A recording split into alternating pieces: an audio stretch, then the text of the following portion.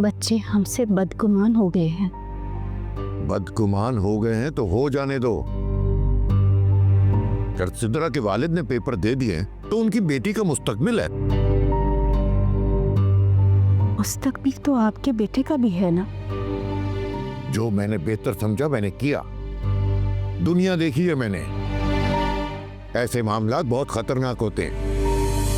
तो अपने बच्चों के लिए ही तो खतरात मोल लिए जाते हैं ना। तुम्हारी जबान आजकल बहुत ज्यादा नहीं चल रही। मेरी इल्तिजा और मिन्नत को आप जबान दराजी समझ रहे हैं। और नहीं तो क्या। अरे देख नहीं रही कि मैं आजकल किस कदर परेशान हूं। सारे घर के सुकून और आराम का ठेका लिया हुआ है मैंने, और अगर सिद्रा के वालिद ने पेपर दे दिए तो कौन सी क़यामत आ गई है। बरसों बाद